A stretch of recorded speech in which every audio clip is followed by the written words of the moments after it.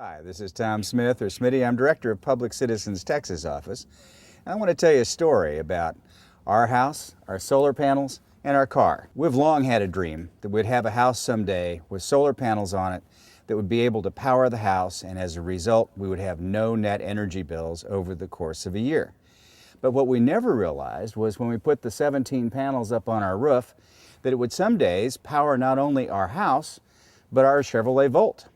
There are a couple really important components of this. One is that as a result of policies adopted by Austin Energy, this is a very energy efficient house. We passed building codes back in the late 1990s and early 2000s that mean this house is so tight that it needs to bring in makeup air from the outside in the summer to have healthy living standards.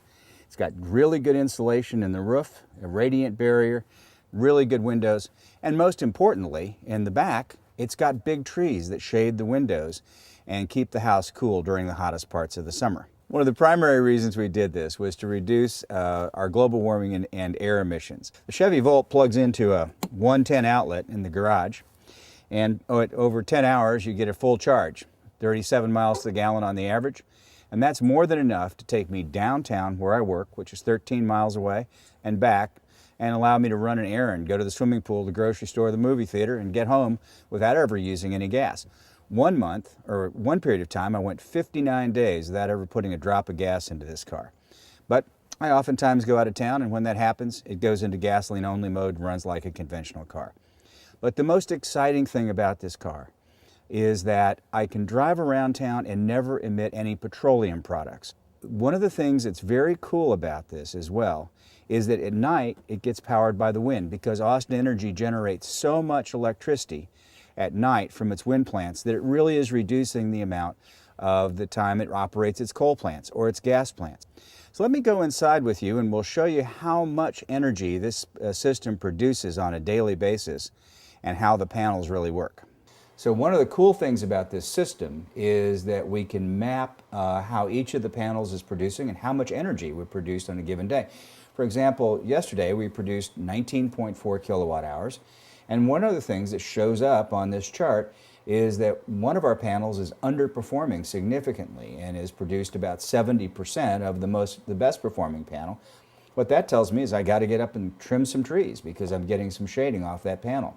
But because we have micro inverters, an inverter on each of these panels, the whole system isn't being pulled down to the lowest output, and each of the panels is performing and generating AC energy that goes into the system and performing at peak at all times. These are 6 months worth of energy bills since we moved in here.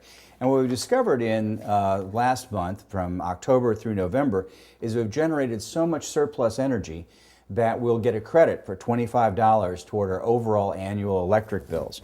And the worst month was about $84 a month.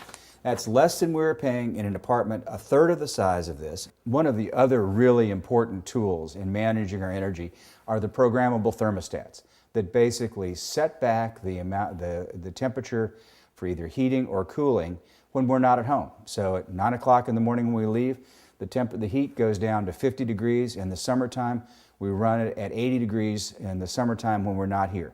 Our goal was to have a net zero energy home, and we've been talking for years about building one, and what we discovered was we could move into an Austin suburban tract home built by a large-scale production builder that was appropriately shaded and with minimal expenditures for solar, better lighting, and a new thermostat.